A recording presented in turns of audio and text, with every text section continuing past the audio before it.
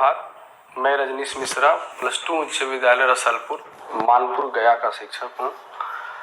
आज मैं गया गाइडेंस के तहत 12वीं कक्षा की क्लास लेकर उपस्थित हुआ और विषय हमारा है हिंदी। हम जो यहाँ गया मार्गदर्शन के तहत जो भी हम कार्य कर रहे हैं 12th के बच्चों के लिए अच्छे से अच्छे अंक लाने के लिए और जो भी उनकी गलतियाँ होती हैं परीक्षा के क्रम में या उत्तर लिखते समय और जो भी उसके समाधान के जो व्यवस्था है उसके तहत हम लोग काम कर रहे हैं। मैं आप लोगों को हिंदी की हर एक छोटी से छोटी बात और बड़ी सी बड़ी बात जो परीक्षा उपयोगी है उसको मैं बताऊंगा। आप लोग ध्यानपूर्वक सभी क्लास को सुनेंगे, साथ ही जो कुछ भी गृह कार्य दिया जाए या जो भी कंटेंट दिया जाए उसको ध्यानपूर्वक पढ़ेंगे। सुनने और पढ़ने मात्र से ही आपका जो स्कोर होगा परीक्षा में बहुत अच्छा होगा और आप अच्छे से अच्छे मार्क्स लाएंगे। क्योंकि हम लोगों ने देखा है जब 10वीं कक्षा का पिछले साल हम लोग कर रहे थे तो उसमें बहुत ज़्यादा बच्चों को फ़ायदा हुआ जो हम लोगों ने दिशा निर्देश दिया। आज हिंदी की पहली कक्षा हमारी है और इसमें मैं चाहूँगा कि पाठ्य पुस्तक पढ़ने से पहले हिंदी क्या है और हिंदी साहित्य का इतिहास क्या है इसके ऊपर हम लोग चर्चा करेंगे। इसकी चर्चा इसलिए ज़रूरी है क्योंकि जो भी हमारे लेखक हैं, जो भी हमारे कवि हैं, वे उस साहित्य के समय के अनुसार आते हैं और हमसे परीक्षा में ऐसे क्वेश्चन पूछे जाते हैं कि जो हमारे लेखक हैं, जो हमारे कवि हैं, वह किस समय से हैं, किस काल के हैं, उनकी क्या रचनाएं हैं, किस तरीके से उन्होंने इस रचना को लिखा, ये सारी बातें आपको जाननी जरूरी है। तो आइए हम आपको हिंदी साहित्य के इतिहास से रूबरू कराते हैं। उसके बाद हम पाठ्य पुस्तक पर चर्चा करेंगे, साथ ही जो आपका पाठ है उसके विषय पर भी आज हम चर्चा करेंगे।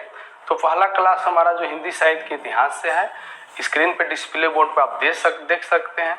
इसमें जो है हिंदी साहित्य का इतिहास हमारे बहुत बड़े मूर्धन्य विद्वान आचार्य रामचंद्र शुक्ल ने इनका जो हिंदी साहित्य का इतिहास लिखा हुआ है इसको सर्वमान्य है, सभी लोगों ने इसको माना और इसकी प्राथमिकता सभी लोगों ने दी है। तो हिंदी साहित्य के इतिहास में जो आचार्य रामचंद्र शुक्ल ने किया क्या, तो इस साहित्य के इतिहास को 4 भागों में बांटा, प्रमुखता से 4 भागों में बांटा और इसके 4 नाम दिए। पहले भाग का हम चर्चा कर रहे हैं, पहले नाम का चर्चा करते तो इनके अनुसार पहला जो हमारा काल है उसका नाम है आदिकाल। आदि का मतलब होता है बहुत प्राचीन, यानी प्राचीन कालीन जो हमारी हिंदी शुरू हुई, हिंदी में जो साहित्यिक रचनाएं आने लगी उसको आदिकाल कहा गया। और आदिकाल का नामकरण के साथ ही और इसको वीरगाथा काल के नाम से भी लोग जानते हैं। इसका समय जो है 1050 ईस्वी संवत से लेकर 1375 ईस्वी संवत का समय रखा गया। और उस समय जो कहा जाता है लोगों द्वारा बताया गया है और विद्वानों द्वारा उसकी प्रामाणिकता रखी गई है, उस समय की सबसे प्रमुख रचना है पृथ्वीराज रासो। क्योंकि उस समय रासो खराब परंपरा चल रहा था, परमाल रासो, हमीर रासो, विशलदेव रासो, उसमें उत्कृष्ट रचना पृथ्वीराज रासो को बताई गई। और उस समय के पहला कवि यानी जो उन्होंने साहित्य की रचना की उनका नाम है चंद बरदाई, जिन्होंने पृथ्वीराज रासो की रचना की। और उसमें वीरता का वर्णन, किसके वीरता का वर्णन है, पृथ्वीराज चौहान जी के जो पराक्रम था, वीरता था, उनकी उन्होंने व्याख्या की है, उसकी प्रशस्ति को गाई है और वही प्रामाणिकता का आधार रहा। और उस समय इनकी जो भाषा रही वो अपभ्रंश रही, यानी हिंदी जो हमारी पहली शुरू हुई उस समय की भाषा, उसमें अपभ्रंश भाषा हिंदी में लिखी गई, टूटी फूटी हिंदी। फिर हमारा जो दूसरा काल आया उसका नाम हो गया भक्ति काल, क्योंकि जब पृथ्वीराज चौहान पराजित हो गए, पराजय के बाद यहाँ पर मोहम्मद गोरी मुस्लिम शासन की स्थापना हो गई और हिंदुओं का रक्षा करने वाला कोई नहीं रहा, तो सभी लोग भगवान के शरण में चले गए। और उस समय जो भी रचनाएं लिखी गई वह भक्ति संबंधी रचनाएं थी। और भक्ति में आते ही भक्ति काल की जो समय रखा हमारे आचार्य रामचंद्र शुक्ल ने, वह 1375 ईस्वी संवत से लेकर 1700 ईस्वी संवत का जो समय है वो भक्ति काल के नाम से हम जानते हैं। अब भक्ति काल के में रचनाएं क्या है, तो जैसे हम पद्मावत, सूरसागर, रामचरितमानस, विनय पत्रिका, भक्तमाल और विजक। और इस समय के प्रमुख जो हमारे कवि हुए मलिक मोहम्मद जायसी, सूरदास, तुलसीदास, नाभादास और कबीरदास, इन लोगों की रचनाएं भक्ति काल में हमें पढ़ने के लिए मिलती हैं। आगे इस समय की भाषा क्या होगी जब हम आगे बढ़े, यानी जब आदिकाल से आगे बढ़े, जब भक्ति काल में आए, तो उस समय हमारी प्रमुख कृतियों की रचनाओं की जो भाषा रही वह रही ब्रज और अवधी। ब्रज और अवधी में हिंदी आगे बढ़ी और इस काल में जो भी रचनाएं की गई इसी भाषा में की गई। फिर हमारा आगे आता है तीसरा है रीतिका। रीतिकाल में क्या हुआ, भक्त कवि थे और मुस्लिम शासन पूरे रूप से स्थापित हो गई, मुगल वंश का शासन था और राज बहुत दिनों तक इन लोगों ने किया, तो इनका जीवन हो गया ऐशो आराम का। और जो भी इस समय रचनाएं की गई, जो भी इस समय के कवि आए, वे श्रृंगारी कवि, इसे श्रृंगार काल भी कहा जाता है। ये लोग नारी के नख से लेकर सिख तक का वर्णन किया और उस वर्णन को सुन करके जो राजा उस समय के थे, चाहे नवाब थे, चाहे जो भी बादशाह थे, बहुत प्रसन्न होते थे और जो कवि थे उनको बहुत सारे दान दिया करते थे, जिसके कारण कवियों की रुचि श्रृंगारी की तरफ रही और श्रृंगार रस की इन्होंने चर्चा की और यह काल उस समय जाना गया। और इस काल का समय क्या है, 1700 विक्रमी संवत से लेकर 1900 तक का जो विक्रमी संवत का समय है उस सब रीतिकाल के नाम से जानते हैं। और इस समय की प्रमुख रचनाएं में शिवराज भूषण और बिहारी सतसई यह इनकी रचनाएं रही। और उसमें इन कवि जो है मुख्य रूप से शिवराज भूषण और बिहारी भूषण जी हैं, बिहारी जी हैं, केशवदास हैं, मतीराम हैं, सेनापति हैं, घनानंद हैं, बहुत सारे कवि उस समय हुए जिन्होंने श्रृंगारी रचना की। लेकिन सबसे ज्यादा महत्वपूर्ण उनकी रचनाओं में बिहारी को बताया गया है, केशवदास को बताया गया है। साथ ही भूषण जी जो है इस समय के श्रृंगार से थोड़ा सा हट करके ये वीर रसात्मक रचनाएं किए, वीर काल के। इन्होंने शिवाजी का वर्णन किया, छत्रसाल का वर्णन किया और इस तरीके से इनकी रचनाएं जो आपको पढ़नी है। इंटर में आपको 12th में एक शिवाजी भूषण की रचना है, वह उसमें कवित है जिसमें उन्होंने शिवाजी के वीरता का बखान किया है, साथ ही छत्रसाल के तलवार का बखान किया। तो रीतिकाल में आपको पढ़ना है और उस समय की भाषा भी रही ब्रज और अवधी रही। अगला जो हमारा काल है वह है आधुनिक काल। आधुनिक काल में का जो समय रहा वह 1900 ईस्वी का विक्रमी संवत से लेकर अब तक। उस समय मुस्लिम शासन का अंत हो चुका था, अंग्रेजों का आगमन हो चुका था और अंग्रेज पूरे तरफ से हमारे देश में पैर पसार चुके थे। और उस समय आधुनिक काल में जो भी कवि हुए वे स्वतंत्रता आंदोलन से ओतप्रोत होकर उनकी रचनाएं हुई और उन्होंने लिखा और समाज में जो परिवर्तन आया उसका देन कवियों को जाता है। और उस आधुनिक काल में बहुत सारे युग चले, वाद चले, फिर नई कविता प्रयोगवाद आ गया। तो आधुनिक काल में प्रमुख कवियों के बारे में हम थोड़ा चर्चा करना चाहते हैं।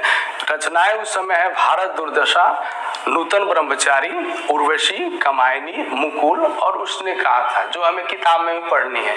इसलिए इन सब पाठों की हम चर्चा यहाँ पर कर रहे हैं जो आपको पढ़ना है किस काल से। साथ ही कवि इस समय कहें भरतेंदु हरिश्चंद्र, बालकृष्ण भट्ट ये लेखक भी हैं और दिनकर जी, प्रसाद, दिनकर यानी रामधारी सिंह दिनकर, प्रसाद यानी जयशंकर प्रसाद, सुभद्रा कुमारी चौहान और अब चंद्रधर शर्मा गुलेरी जी को जानते हैं जिन्होंने कहानी के रूप में उसने कहा था लिखा है जो आपको पढ़ना है। साथ ही इस समय की भाषा ब्रज भाषा और खड़ी बोली हिंदी, खड़ी बोली हिंदी का ज्यादा चलन चला और ब्रज भाषा अवधि वो उस समय कुछ थी। और उस समय के सबसे मूर्धन्य रचनाकार जो हैं भारतेंदु हरिश्चंद्र हैं जिनके नाम पे भारतेंदु युग चला। उसके बाद हमारे महावीर प्रसाद द्विवेदी जी आ गए, उनके नाम से द्विवेदी युग चला। मैथिली शरणगुप्त उनके शिष्य थे। साथ ही हम जब आगे बढ़े तो छायावाद आ गया। छायावाद कवि आपको जयशंकर प्रसाद, सुभद्रा कुमारी चौहान, सुमित्रानंदन पंत और सूर्यकांत त्रिपाठी निराला जी हैं। फिर आपको प्रगतिवाद आया, हालावाद आया, हरिवंश राय बच्चन जी आए, उन्होंने अपनी रचनाएं की। उसके बाद प्रयोगवाद, सचिदानंद, हीरानंद, वात्स्यानंद, अज्ञे जी का प्रयोगवाद शुरू हुआ और नई कविता सचोटरी कविता आगे हमारी बढ़ती गई जो आज हमारी स्थिति जो कविता हम देख रहे हैं। तो हमें मुख्य यह आपको पढ़ाने का मुख्य हमारा उद्देश्य यह था कि जो हम पाठ पढ़ने जा रहे हैं यानी जो हमारा 12th में जो हमको विषय विवरणी दी गई है, जो अनुक्रमणी दी गई है, उसमें कौन सा पाठ है, उस उस पाठ के लेखक कौन है, कवि कौन है और वे किस काल में आते हैं, किस युग में आते हैं, किस वाद में आते हैं। कि एक ऐसा प्रश्न परीक्षा में पूछता है कि हमारे जो तुलसीदास है किस काल के कवि हैं, तो हम जब भक्ति काल जानेंगे तो बताएंगे भक्ति काल के हैं। फिर जब हम आगे बढ़ते हैं दे देगा सुमित्रानंदन जयशंकर प्रसाद या सुमित्रानंदन पंत या सुभद्रा कुमारी चौहान, ये सब किस काल के कवि हैं या किस युग के कवि हैं, तो ये सब आपको जानना है। इसीलिए मैंने जो प्लान किया है, जब आप कंटेंट में इसको देखिएगा, चाहे उर्वशी की चर्चा है तो रामधारी सिंह दिनकर की सर्वोत्कृष्ट कृति उर्वशी है, कामायनी की चर्चा है जयशंकर प्रसाद की सर्वोत्कृष्ट कृति जो है क्या है, कामायनी है, मुकुल सुभद्रा कुमारी चौहान की सर्वोत्कृष्ट कृति है, चाहे हम आगे रामचरितमानस या विनय पत्रिका से आपको पद दिया गया पढ़ने के लिए। जब हम जायसी की चर्चा करते हैं, पद्मावत मलिक मोहम्मद जायसी, वह जो हम पहला पद यहाँ पढ़ने जाएंगे वह कड़बक, वह मलिक मोहम्मद जायसी द्वारा लिखा गया है, वह पद्मावत से लिया गया है। चाहे दूसरा पाठ हम पढ़ेंगे सूरदास, सूरसागर से लिया गया पद पढ़ना है। तीसरा ऐसे हम पाठों की चर्चा करेंगे और इसलिए आपको साहित्य के बारे में ऐसा एग्जाम में पूछता भी है कि हिंदी साहित्य के इतिहास को कितने कालों में बांटा गया है। बहुत सारे विद्वानों कोई 5 भाग भी बताया, कोई 4 भी बताया, कोई 3 भी लेके चला, लेकिन सबसे प्रामाणिक आचार्य रामचंद्र शुक्ल का है। एक चीज हम थोड़ा सा चर्चा करना चाहेंगे, यहाँ विक्रम संवत हमने लिखा है। विक्रम संवत और ईस्वी सन परीक्षा में भी कभी कभी दिया, आप जब पढ़िएगा तो जयशंकर प्रसाद ने जो तुमुल कोलाहल कलह में लिखा, उसमें उनका जन्मदिन विक्रम संवत में भी है, ईस्वी सन में भी है। ईस्वी सन और विक्रम संवत में अंतर क्या है, यह हमको जानना हो, क्योंकि हमारे देश में 2 प्रकार के कैलेंडर चलते हैं और 2 प्रकार से हम महीना को गणना करते हैं। एक ब्रिटिश का है जो जनवरी से लेकर दिसंबर तक है, और दूसरा है चैत्र मास से स्टार्ट होता है और फाल्गुन मास में खत्म होता है, वो हमारा है, उसको विक्रम संवत के नाम से जानते हैं। ईस्वी सन और विक्रम संवत में 57 वर्ष का अंतर होता है, यह हमें सीधा समझ लेना। आज जैसे हमारा ईस्वी सन 2021 चल रहा है, अगर इसमें हम 57 जोड़ देंगे तो यह हमारा हो जाएगा 2078 विक्रम संवत। और हमारे जो महीने हैं उसमें 15 दिन का शुक्ल पक्ष और 15 दिन का कृष्ण पक्ष, इस तरीके से प्रथमा से लेकर 15वीं तिथि पूर्णिमा होती है और प्रथमा से लेकर 15वीं तिथि अमावस्या होती है। यह भारत का है, विक्रम संवत है। तो आप ईस्वी सन भी समझ सकते हैं, विक्रम संवत भी समझ सकते हैं, क्योंकि आज जो हम पढ़ने जा रहे हैं वह हमारा ईस्वी सन से भी रिलेटेड है और विक्रम संवत से भी रिलेटेड है। इस चीज को हमें जानना अति आवश्यक है। अगला जो हमारा है, अब हम ये तो पढ़ लिए, जब हम 2 भाग में हमारा किताब बटा हुआ है, एक हमारा